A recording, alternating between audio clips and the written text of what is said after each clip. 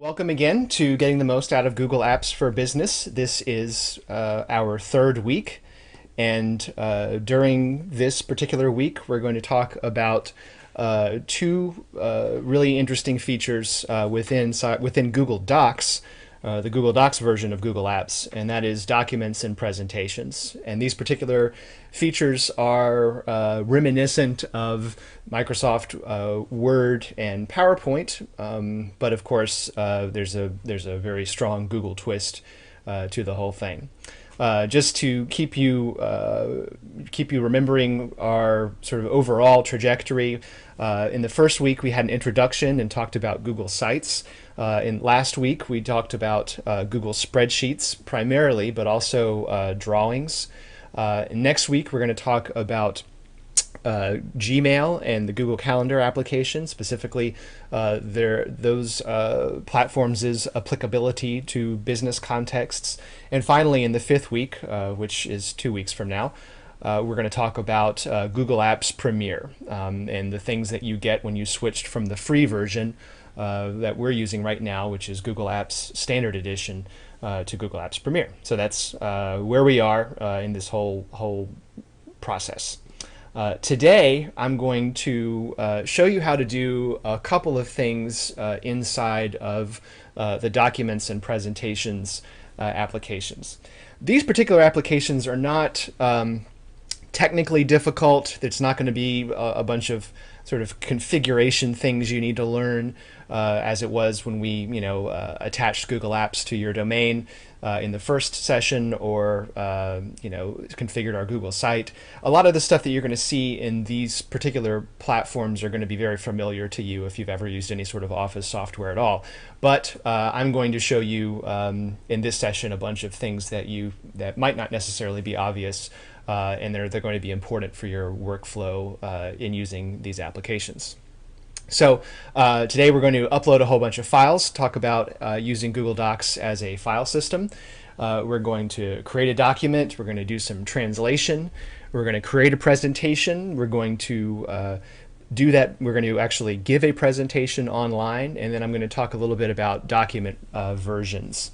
Now, last week, those of you who were here will remember, we did a really neat collaborative activity where I created in front of you a form which I submitted to all of the people who were collaborators with me inside of my Google Apps installation, and then they individually filled out a form, and we had this really fast, neat spreadsheet of that data that had been collected from all these different people.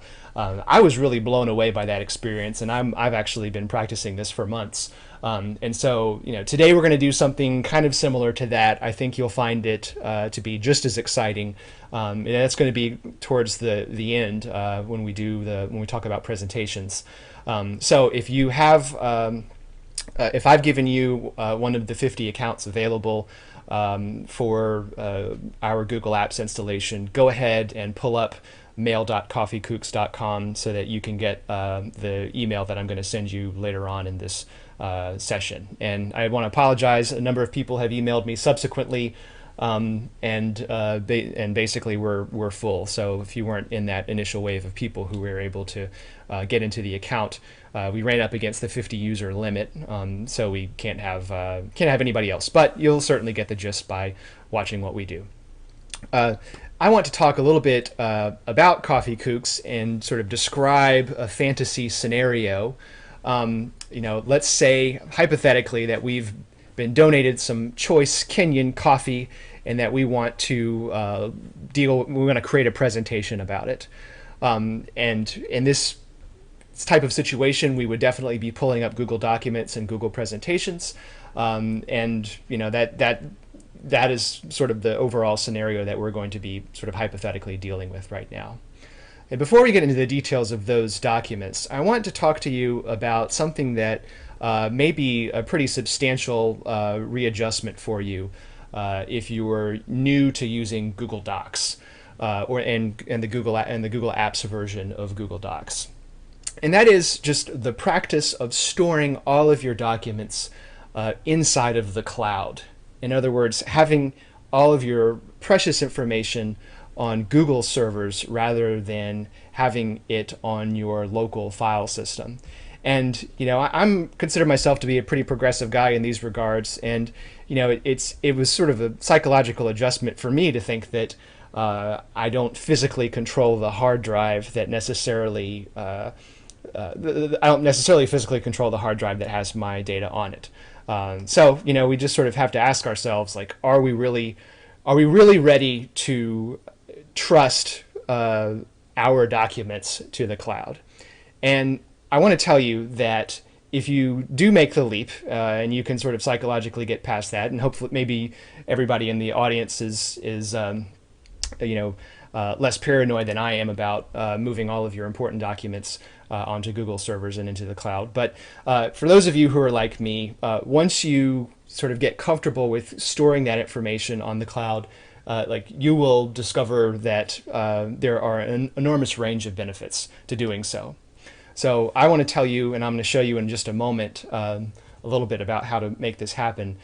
You can use Google Apps as a file system for your documents. The documents that you have right now, you can put it into your Google Apps installation.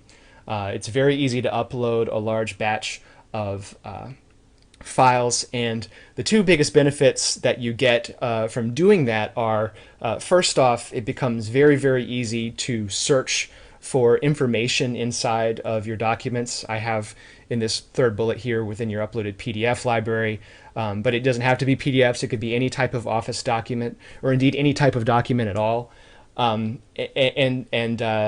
Secondly, it gives you the ability to share and to access your information from anywhere you might happen to be, whether it's inside of your phone or whether it's on another computer. So there are these huge payoffs for moving your documents sort of into the cloud.